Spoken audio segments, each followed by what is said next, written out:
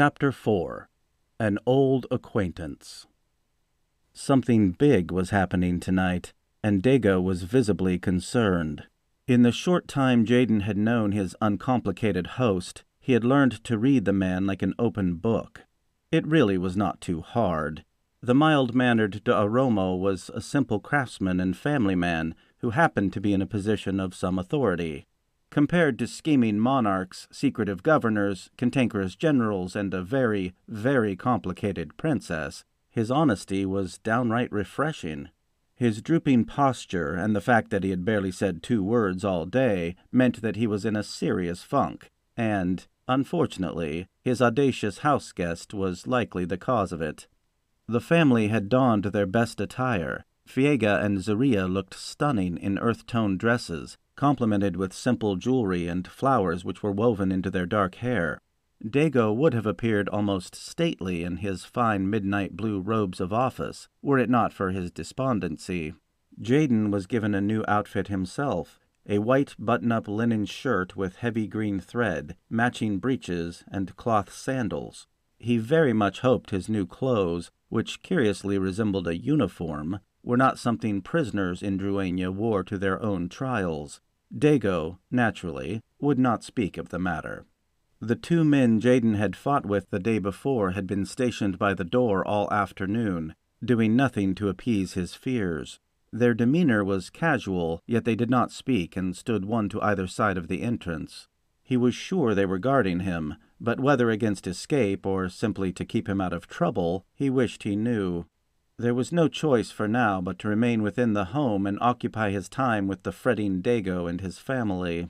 He had lost to Zaria 3 times at a game called Jandu Zahezar, or Hide the Stone. It was played on a board similar to that of Defend the Split, a game Jayden was quite good at, but there was an invisible piece that could be moved at certain times, and he was not getting the hang of it. He tried to cheat, to see if it even mattered, and his competitive adversary began shouting, aware that she should have captured the fictitious piece with her move. After that, he had given up, and now just humored her by moving one of his pieces when it was his turn. His mood was a sour mix of anxiety, restlessness, and guilt over the events of the previous day. He remembered what he had done, yet it was like watching it all unfold through someone else's eyes, an eerie feeling of helplessness he never wanted to experience again. He was grateful to the Drok Alfar for saving his life, but the sooner he left Druania, the better. In his heart, he knew he did not belong there.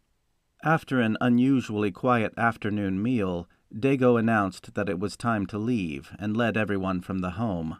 Jayden cast a lingering look at the cozy dwelling that had been a much-needed haven of safety, wondering if he would see it again.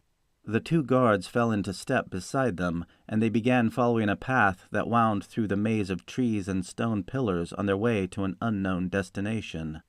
Scores of families greeted them with a warm "Bata," hello, or simply nodded politely while passing. Everyone seemed to be out today, dressed in their finest. The looks he and his personal escort received were kind and curious, something he took as a positive sign. Once again he found himself in a region of Druania he had not yet explored, with planted fields interspersed among low rolling hills and the occasional pillar connecting earth to rocky sky. From what he had seen thus far, it would not have surprised him to learn that there were as many as 10,000 or more Droka living in Druania. Amazing for a neighboring people his history books had never even touched on. The party crested a grassy knoll and came upon a sight that caused him to inhale sharply. It could only be described as a city. A cluster of pillars connected by a network of stone bridges filled the central ground, and dwellings of all shapes and sizes were carved within the surrounding cavern walls. Balconies jutted out over a main boulevard paved with multicolored tiles. He quickly expanded his estimate of the Druanian population. "Few of your kind have seen the Ulfadar." The new voice caught him off guard. It was the tall warrior who had spoken. "You speak the language of the nations," he blurted, feeling immediately foolish for stating the obvious. The man's expression did not change. "Many speak your tongue in the cities." It took a moment for the statement to register. When it did, he still could not believe what he had heard. "Cities?" he exclaimed. "You mean there are more places like this?" The tall man smiled, the first hint of personality behind the stern mask. He made no reply, however. Jayden was beginning to think that secretive silence was the most common response in Druania. "How many cities are down here?" "There are some," was the enigmatic reply. He had little room for speech himself as he soaked in the sights and sounds of Da'al-Fadar. Shops lined the walls on the ground floor of the wide boulevard, where artisans were busy making and trading everything from quilts to stone bowls and goblets, with examples of their wares laid out on blankets. With a grin, he realized that he had been staying in the country. The main flow of traffic was passing through the city to the far end, where whole groups of people vanished behind the last visible structure. It was tempting to ask if he might take a stroll around the place, but he decided it was best not to push his luck with the newly talkative warrior. He was about to inquire if the smaller man also spoke the nation's tongue when he saw a boy who appeared distinctly out of place. Stopping in front of the first light-skinned person he had seen in weeks, the first who had not come to torture him in months, he smiled. "Hello." The boy stared up at him in open-mouthed wonder. He had round, green eyes and thick fingernails that came to points at the end. Part Droka. "Bata," he tried instead. Recoiling, the lad swiftly moved off into the crowd, casting dubious glances back at him as he went. Jayden watched him go, dismayed. "Are there more of my kind here?" he asked. "Come, we must not be late." The tall, stoic warrior's tone left no room for argument. Dago wrung his hands, muttering under his breath. As they rounded the last building, they approached what looked to be a solid wall. A natural fissure, hidden before, appeared from floor to ceiling on the left, with a paved path winding through it. They followed the path and emerged into a warm cavern, where a crowd had gathered on the grassy slopes of a massive amphitheater. A half-moon stone platform sat nestled perfectly in the center of the bowl, appearing to rise naturally from the floor. Steps surrounded it on all sides. More Droka continued to filter in through the vertical crevice behind them. Not even the West Bank main stage in Eriden, the most impressive venue he knew of, compared to the simplistic elegance of the masterfully crafted arena. He thought, not for the first time, that there had to be some kind of magic in this place for a people to be capable of such spectacular creations. Placed atop the stage in a large semicircle were 11 high-backed chairs crafted from pure amethyst, sweeping around from the rear to enclose the sitter in a cocoon-like alcove. The cushioned seats were occupied by wise-looking older Droka, conversing among one another casually or examining strange instruments nestled in their laps. One of the oldest, a very dark man with scraggly white hair protruding from his head, brows, and chin, appeared to be sleeping soundly. A bead of sweat broke out on Jayden's forehead. He assumed that the abnormal heat was caused by so many people crowded together, but then he noticed the red glow. A wide stream of molten rock flowed lazily through the rear of the chamber, not 50 paces behind the stage. No one in the crowd appeared bothered in the slightest by the presence of an open river of lava. Droka Alfar stood or sat cross-legged on the grass or on blankets. Friends and family laughed and hugged, sharing food, drink, and conversation. Children were everywhere.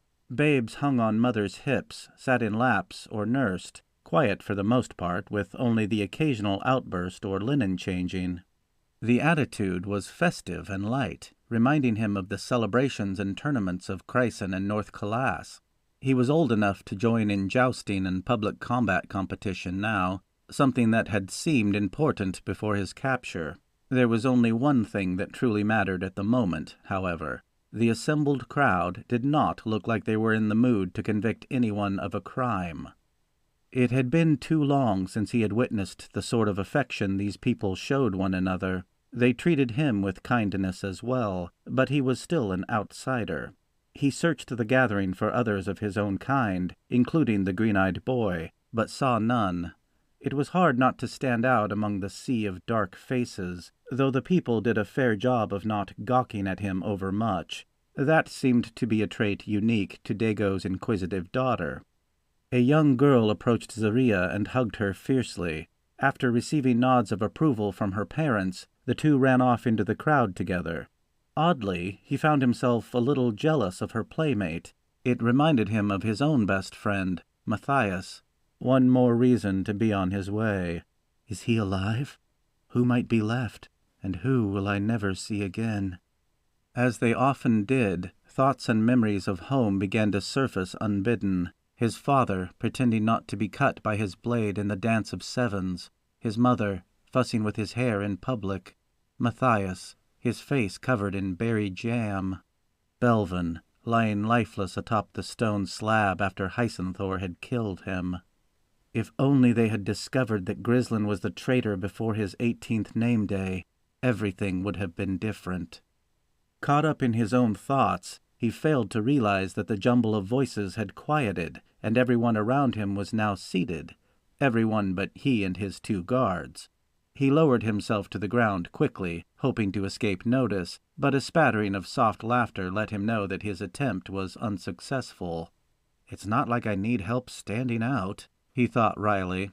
The blue and white quilt he plopped down on was one he had seen Viega working on every day since his arrival. He brushed away some strayed dirt that came with him and looked ahead to where the people had turned their undivided attention.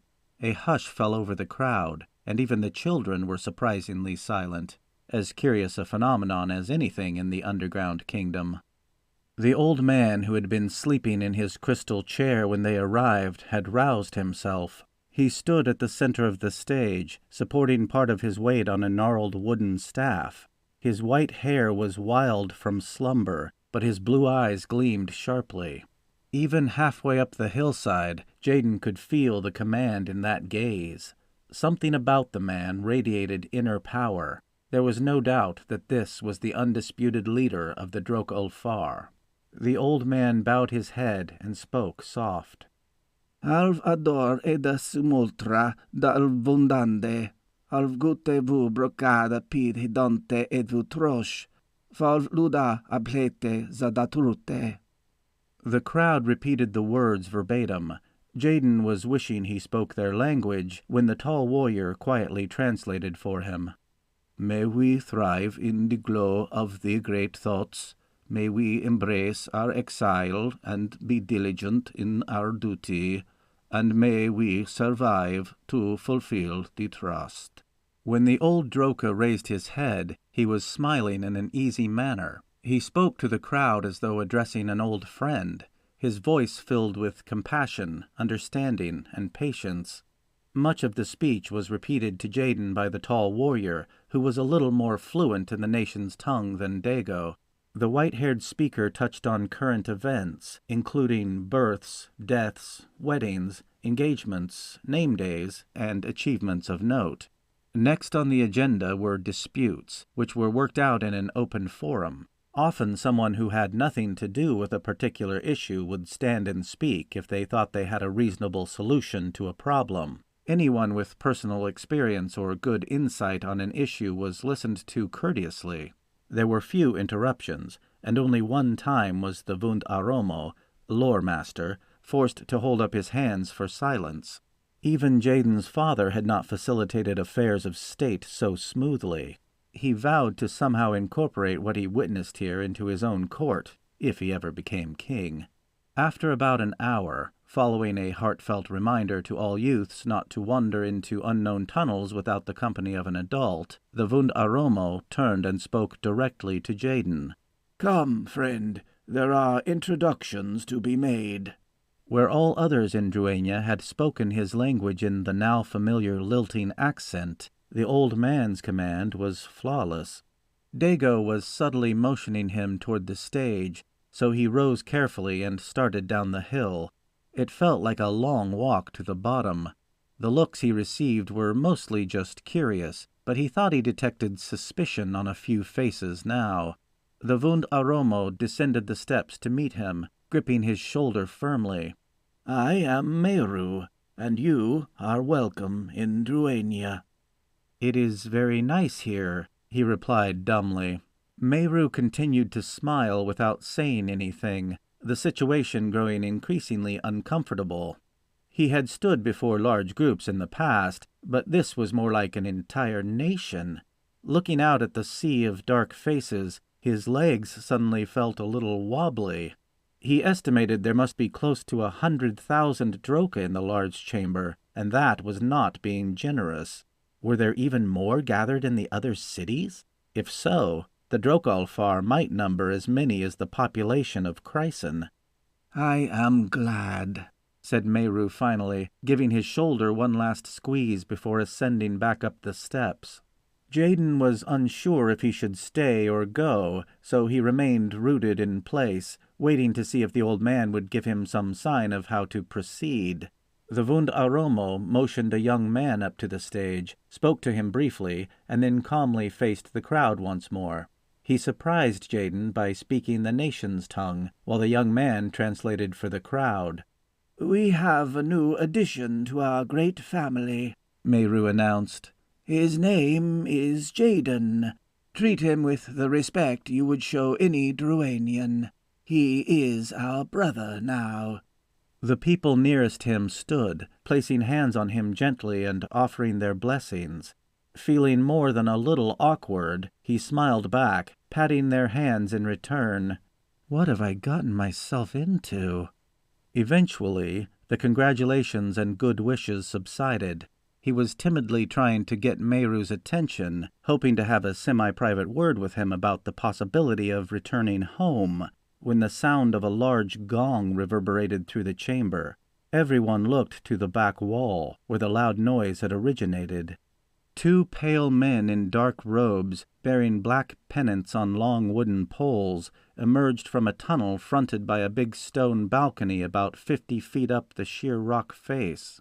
A stone staircase wound down to the floor behind the slim flow of lava, where an arched stone bridge connected the two sides. The men parted and came to a halt facing each other across the balcony. A long shadow on the tunnel wall preceded the figure of an older man with black hair, shoulder-length and touched on the sides with gray. He approached the railing and looked down on the assembled Droka. Jayden knew the gaze well. It was Hysenthor.